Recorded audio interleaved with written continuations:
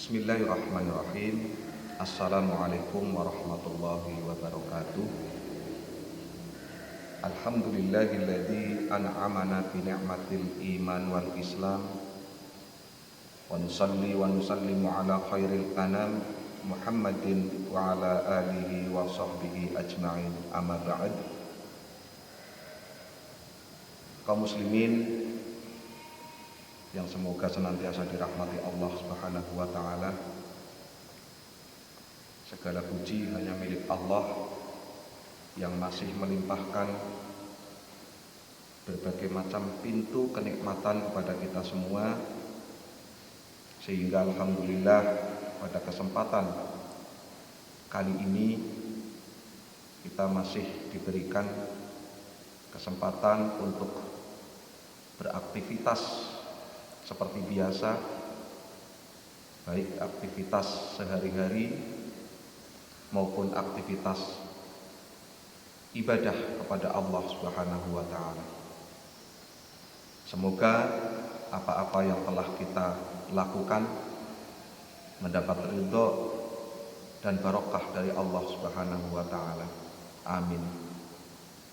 Sholawat salam tercurah kepada suri tauladan kita, uswah hasanah kita, Nabi Agung Muhammad sallallahu alaihi wasallam, tercurah pula kepada semua keluarganya, semua para sahabatnya, tabi'in, tabi'ut tabi'in, dan kepada seluruh umat beliau yang senantiasa menjalankan sunnah-sunnahnya hingga akhir zaman. Kaum muslimin yang dirahmati Allah Subhanahu wa taala, pada kesempatan kali ini mari kita bersama membedah salah satu kitab dari Ustadz Muhammad Faizar Hidayatullah MPD, yang mana sebagian kaum muslimin khususnya orang Jawa Tengah itu sudah mengenal beliau. Beliau aslinya orang Sokaraja, namun beliau berdakwah lewat ruqyah.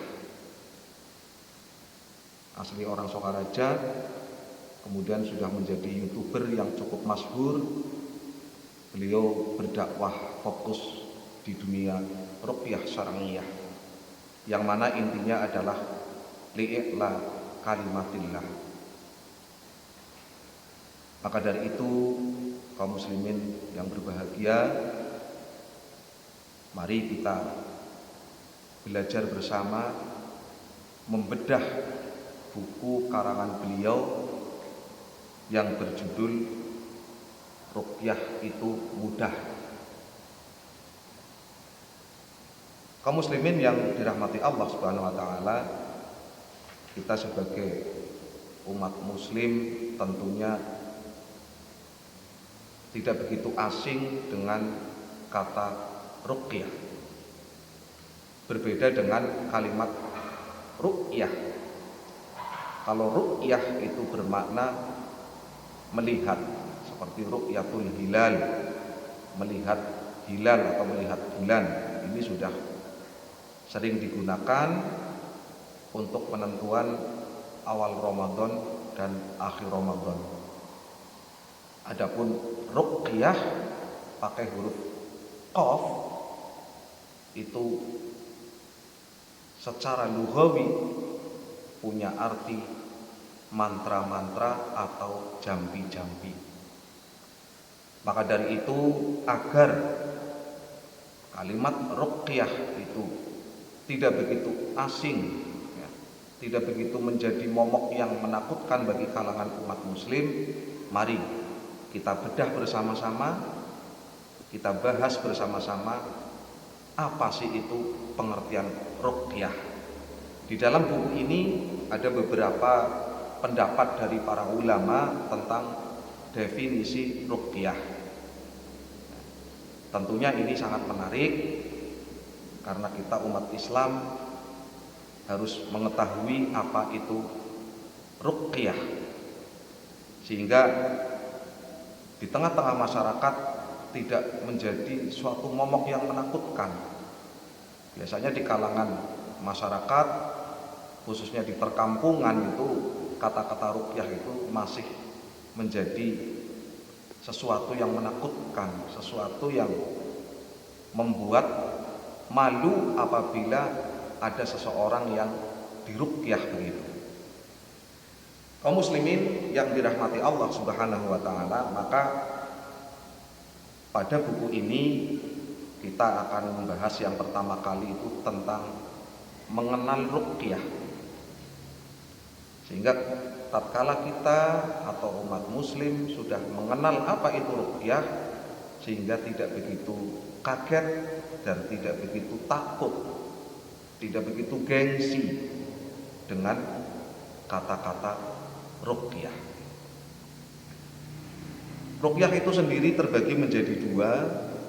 Yang pertama ruqyah syar'iyah, yang kedua ruqyah syirkiyah. Ruqyah itu secara bahasa berasal dari kata al-audah yang mempunyai arti jampi-jampi atau mantra-mantra.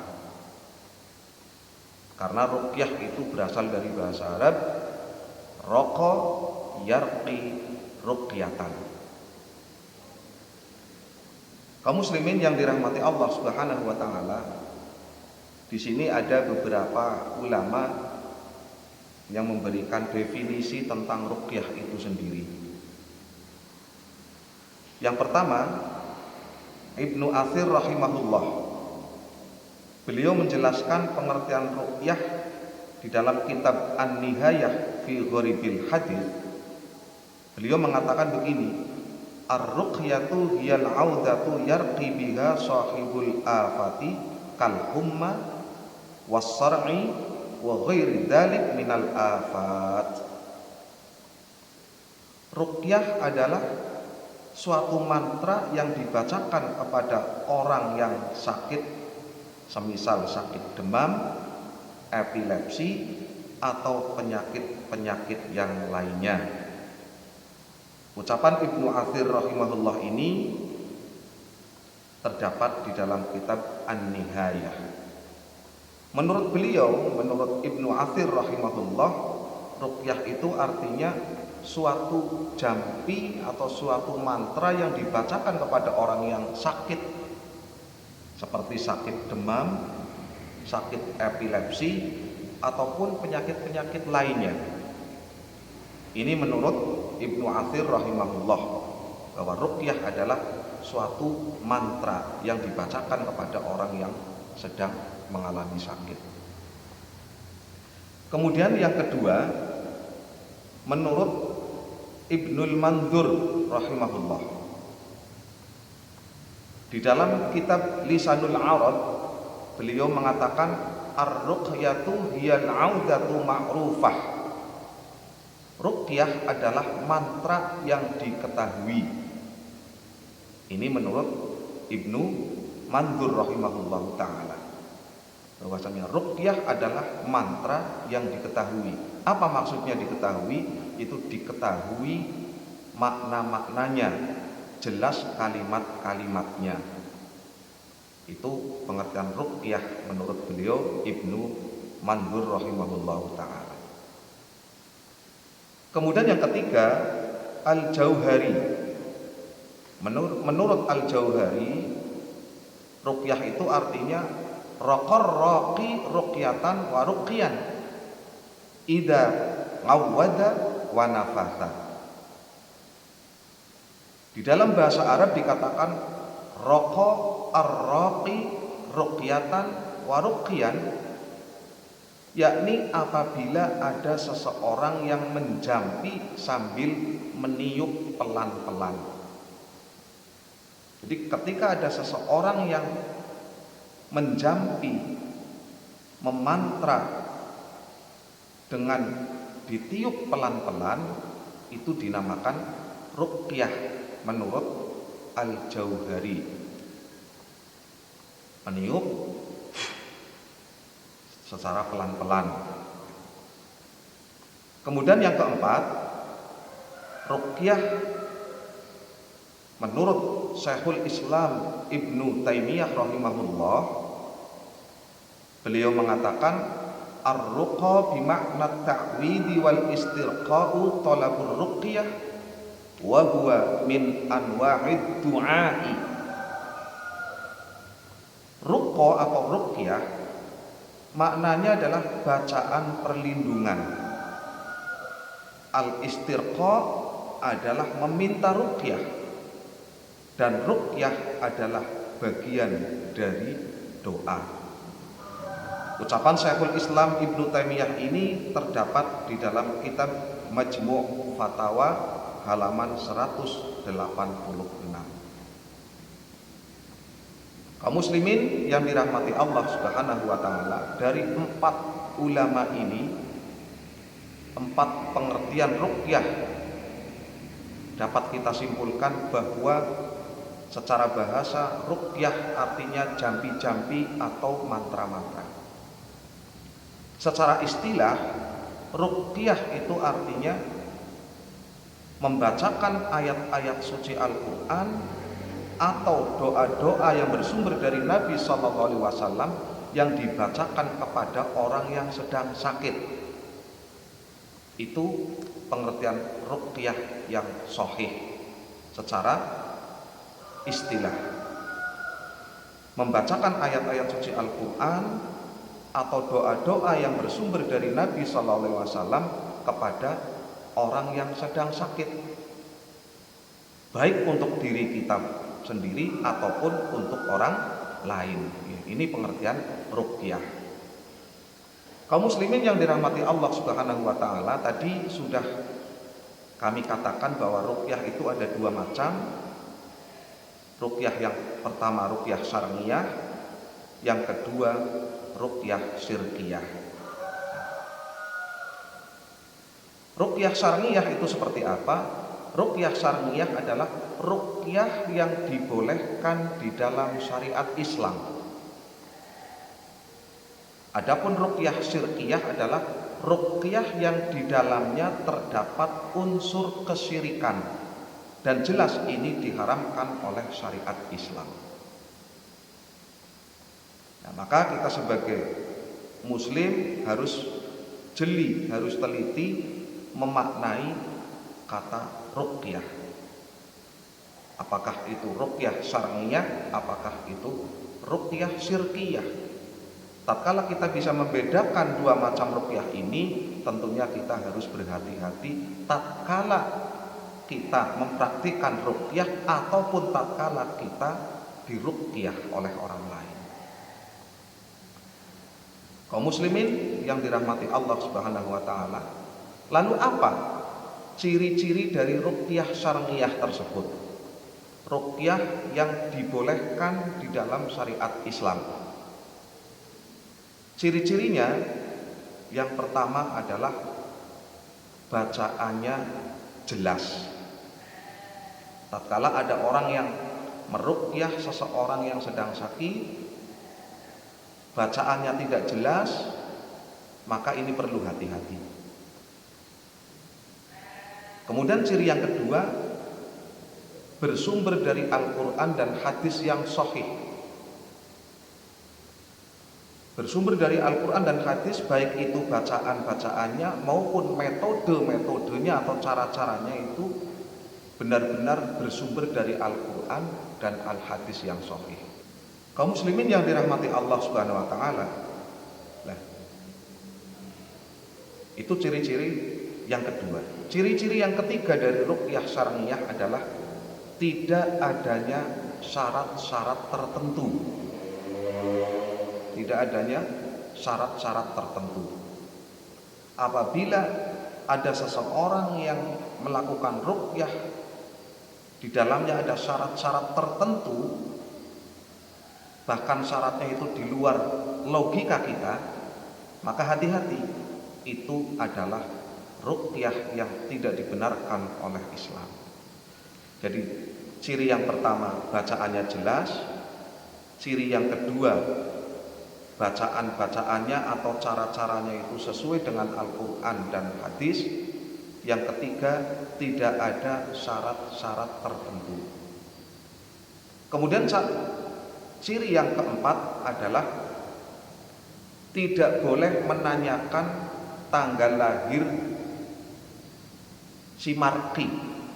Kalau orang yang meruqyah namanya raqi, orang yang diruqyah namanya marqi. Apabila seorang raqi, seorang peruqyah mau meruqyah pasien, mau menanyakan tanggal lahir, menanyakan nama dan lain sebagainya, maka jelas, mohon maaf, itu ruqyah yang tidak dibenarkan oleh syariat Islam. Kaum muslimin yang dirahmati Allah Subhanahu wa taala. Kemudian ciri yang kelima dari ruqyah syar'iyah, ruqyah yang dibolehkan oleh syariat Islam adalah bacaan-bacaannya diketahui artinya oleh semua orang, khususnya oleh orang yang meruqyah dan orang yang diruqyah. Apabila bacaan-bacaannya itu tidak jelas, tidak diketahui maknanya, maka khawatir itu adalah jampi-jampi atau bacaan-bacaan yang mengandung kesyirikan kepada Allah Subhanahu wa taala. Itu diantaranya ciri-ciri ruqyah syar'iyah. Adapun ciri-ciri ruqyah syirkiyah adalah yang pertama, bacaannya tidak jelas. Bacaan-bacaannya tidak jelas. Kemudian yang kedua, cara-caranya atau metode-metodenya itu keluar dari Al-Quran dan Al-Hadis yang sahih. Kemudian ciri yang ketiga, ada syarat-syarat tertentu biasanya. Sekalipun syaratnya itu zikir, berpuasa, ya, sedekah dan lain sebagainya. Tapi apabila itu semua diniatkan untuk syarat pengobatan, maka itu menjadi ruqyah syirkiyah. Apalagi syarat-syaratnya itu yang tidak masuk akal. Ada yang syaratnya harus menyediakan ayam cemani, harus menyediakan beberapa butir telur, harus menyediakan kelapa muda dan lain sebagainya. Ini adalah syarat-syarat yang ditentukan di dalam praktek ruqyah, tapi yang tidak dibenarkan oleh syariat Islam. Kemudian ciri ruqyah syirkiyah yang keempat, itu bacaan-bacaannya tidak diketahui artinya. Baik orang yang membaca mantranya ataupun orang yang mendengarnya itu tidak mengetahui apa artinya. Nah ini, maka kita sebagai muslim harus benar-benar jeli dalam kita berikhtiar misalkan untuk menjemput kesembuhan melalui terapi ruqyah. Kita harus benar-benar jeli apakah ruqyah yang kita dapatkan atau yang dipraktekkan seseorang itu ruqyah yang syar'iyah atau ruqyah syirkiyah.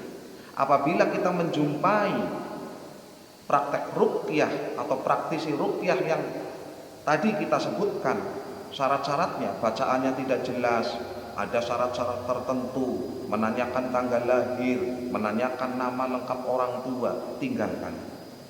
Itu ruqyah yang tidak dibenarkan oleh agama Islam.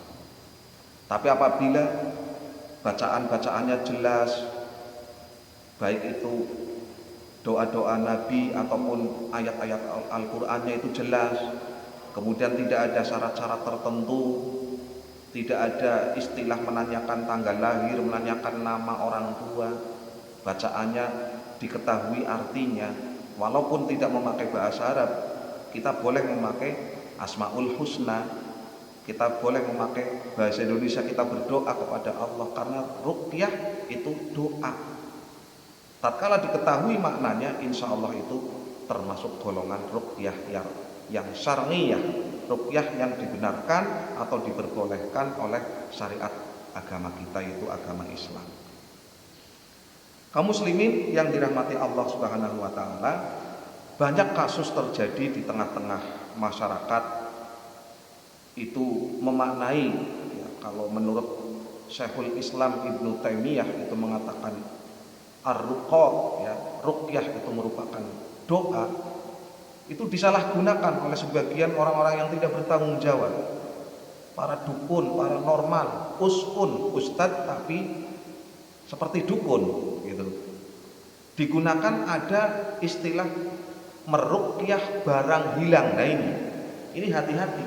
Tatkala ada orang yang merasa kehilangan suatu barang atau kehilangan salah satu anggota keluarga, kemudian ada yang meminta untuk diruqyah, ini tidak bisa. Tidak bisa ruqyah itu digunakan untuk mengetahui barang yang hilang, mengetahui keberadaan seseorang, itu tidak bisa. Itu tingkah polanya paranormal kalau seperti itu. Kalau ruqyah syar'iyah yang murni, itu ruqyah itu doa, mendoakan orang-orang yang sedang sakit, membacakan bagian ayat-ayat Al-Quran kepada orang yang sakit, itu di situ. Tapi kalau untuk meruqyah barang hilang, meruqyah langit agar tidak hujan misalkan, meruqyah langit agar turun hujan atau sebagainya, maka ini tidak dibolehkan. Maka jelas ini praktek ruqyah, doa yang tidak dibenarkan. Kalau kita berdoa langsung kepada Allah ketika kita mempunyai barang yang hilang atau salah satu anggota keluarga ada yang hilang, kita berdoa kepada Allah, ya Allah, tunjukkanlah barang hamba yang hilang.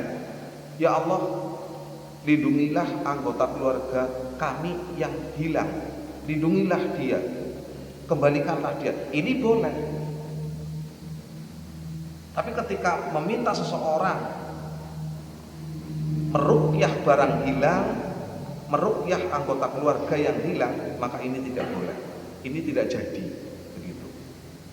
Nah, maka ini sering disalahgunakan oleh beberapa oknum yang tidak bertanggung jawab, khususnya para dukun atau para tidak normal begitu, menggunakan seperti itu.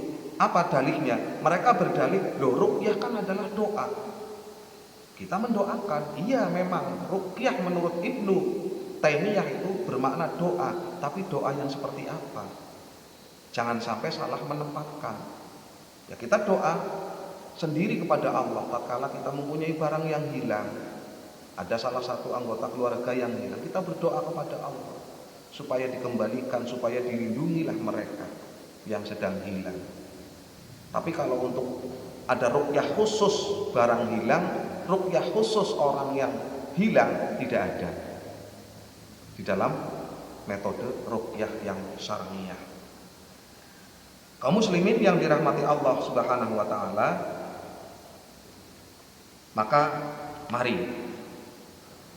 sedikit demi sedikit kita belajar tentang ruqyah. Kita harus mengetahui ruqyah syar'iyah artinya apa, ruqyah syirkiyah artinya apa, beserta kita harus tahu ciri-cirinya sehingga kita berhati-hati. Kemudian nanti kita bahas di sini apa hukum ruqyah. Apa hukum ruqyah?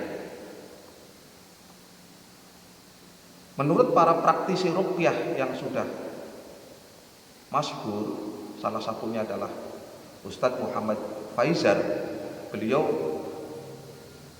mengatakan bahwa ruqyah itu hukumnya mubah atau boleh selama ruqyah itu tidak mengandung kemusyrikan kepada Allah Subhanahu wa taala. Tidak ada unsur kebid'ahan, itu dibolehkan. Nah, ruqyah yang menyeleweng, inilah ruqyah yang tidak dibenarkan dan menjadi hukumnya haram di dalam aturan Islam. Nah, maka kita sudah mengetahui bersama bahwa ruqyah yang paling utama adalah meruqyah diri sendiri. Nah, nanti di sana ada sebuah riwayat yang mengatakan kalau di dalam kitab Tauhid di sana ada hadis yang mengatakan orang yang meminta ruqyah maka tidak akan masuk surga, kalau tidak salah seperti itu. Nah, ini perlu kita kaji bersama, apa maksud dari hadis tersebut.